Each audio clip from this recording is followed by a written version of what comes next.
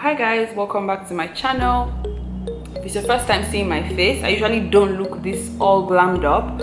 My name is Antoinette. I film on faith, lifestyle, medical school. I help you have a well-balanced life with Christ at the center, and I also help you make an informed decision on whether you should choose studying in the Philippines or not, especially for medical students. So in this video I'll be answering a couple of questions that I've gotten lately.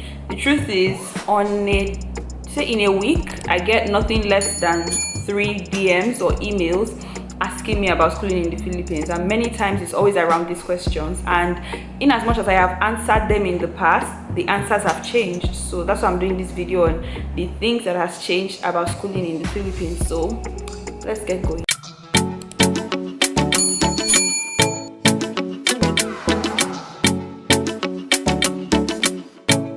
If you know that when people drink water it annoys you, please, you might as well take a walk. But if it doesn't, just get your drink, get your popcorn or whatever you want to use. So let's just go. So first things first, I'll be addressing the elephant in the room, which is the tuition fee. The truth is, Philippines has now become expensive. However, it's still not as expensive as some medical schools in Nigeria, in US, UK, Canada. Is still a lot cheaper. Okay, and I'll explain. Currently in my school, for example, and I think a couple of other schools as well, but I know of my school, the tuition fee you get in with. So for example, if you got into the school and your first tuition fee was say 50,000 pesos, you're going to keep paying 50,000 pesos like till you graduate, except in your final year when there is like an increase in your tuition fee. So the truth is, in as much as that is nice, it still doesn't help Nigerians, because, and I'm doing this video for Nigerians, it still doesn't help Nigerians because what happens is you have 50,000 pesos to pay, but dollar rate increases that 50,000 pesos. So for example, in 2020 rather, the rate was, that was the last time the rate was 7 naira to 1 peso.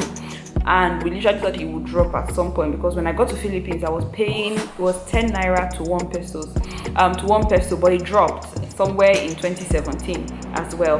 But now the thing is, it has been increasing since 2020 during the NSAS period, and it hasn't dropped since then. So for example, if in 2020 you were paying 50,000 pesos times 7, I think that's 350,000 naira.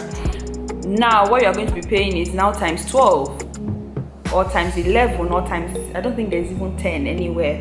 So it means that your school fees has literally almost doubled, if not even doubled, or close to tripling. So that's one of the things that has changed. The fact that in the first video I did, I talked about the fact that tuition fee was 1 to 3 million. Now it's literally 2 to 4 million, some schools 5 million naira per year. So that's the first thing that has changed. Point 2.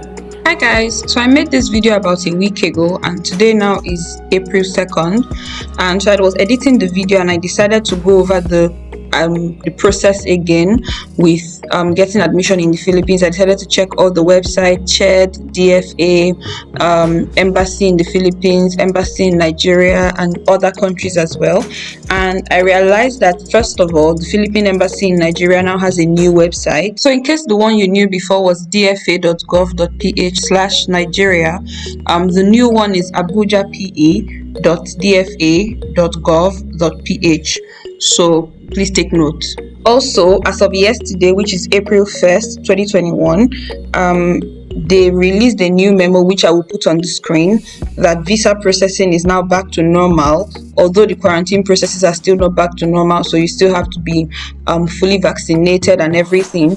And so I would like to request that you, because I don't want to cut out the other part of the video, I'd like to request that you just regard it as a previous information or previous explanation to what was happening in the Philippines before. So please note that you can now get visa to the Philippines by the normal previous process that we used to do.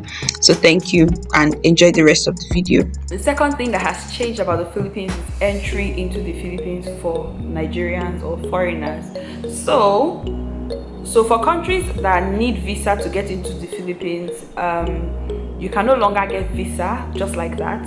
Before, now what the Philippines used to do was to give tourist visa, and then when you get to the Philippines, you convert to student visa eventually. But now they no longer do that. What they do now is they give you an entry exemption document. That's what they call it. And this document, you need to be enrolled in a school. Now this is different. For visa, you needed to just be admitted into a school. And the truth is, with admission, you can go to the Philippines and then you can change your school that you want to school in eventually. You can decide, okay, I don't want to go to this school, so you can now work another school out for yourself, which is a lot of process anyways. Just do one from Nigeria. But now, you have to be enrolled into a school. So note that there's a difference between admission and enrollment. Admission is you apply to a school, they accept you. You either now decide to accept the admission or decline the admission. While enrollment is you've been admitted or accepted into a school, and then you pay your tuition fee and you become a student of the school. So now for entry exemption document, you need to be a student in the Philippines.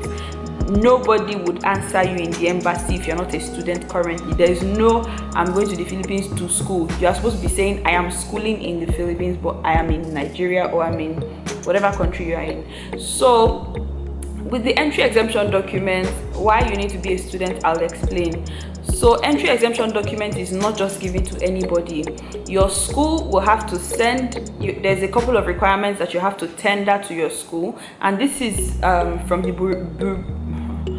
Bureau of Immigration in the Philippines. But you need to have those things, and then your school will now send your application to Commission of Higher Education in the Philippines, which is like their Ministry of Education there.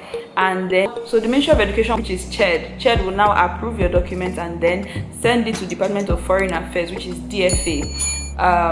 For approval as well. Then they will send it back to your school, and then your school will send it to you. So pending the time that it actually arrives, you can now upload a scanned copy of your documents to a portal from the Philippines. And then what now happens is they now give you an appointment date to come to the embassy. So if you do not have your documents in totality, and you are not an enrolled, I did not say admitted, an enrolled student in the Philippines, you cannot get entry into the Philippines right now. So another thing that has changed is a lot of schools are actually going back to face-to-face classes.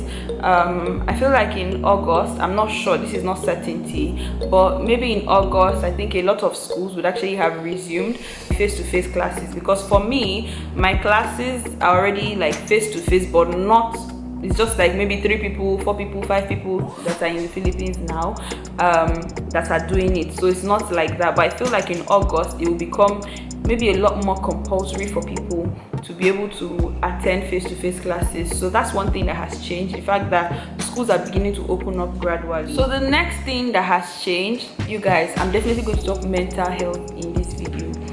As a medical student in the Philippines, you guys, you need Jesus and maybe therapy, or in fact just hold your Jesus tight, because it is draining. So now I know a school that says you don't have to attend all the classes, you just need to make sure that your assignments and every other thing is intact.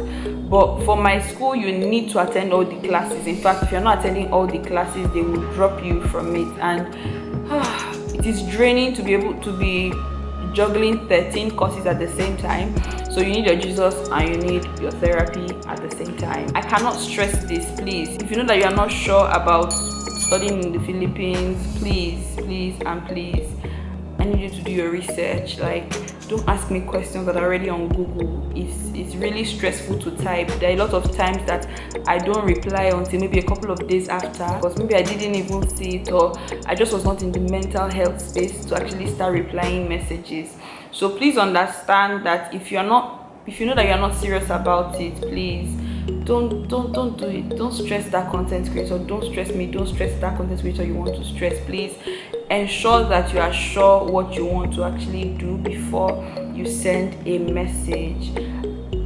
I have seen people that were not serious, and the minute they are very interactive, they reply you, oh, thank you for being so prompt with the way you reply mails. They're very gentle, very responsive, very quick. I'm telling you that they're very quick to respond.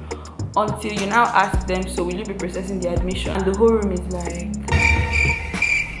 literally crickets, very quiet. Please, if you are not serious, please don't send me a DM. I have a lot of things that can tire me out. I don't want to add your own.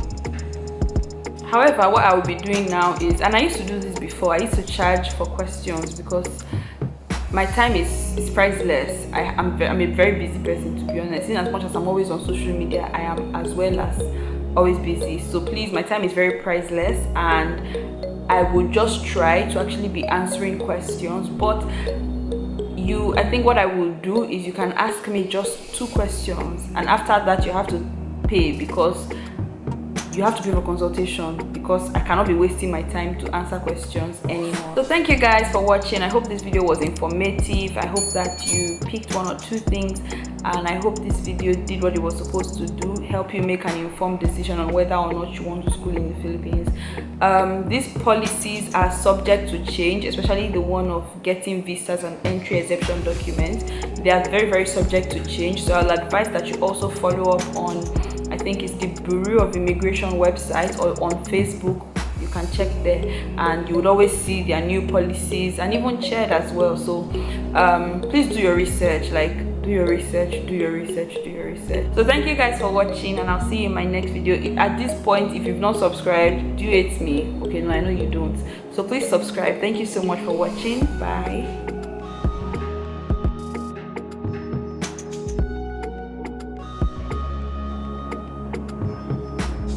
And this coffee is so cold. There's like 5 ice cubes in it. So 1 down, 1 to go.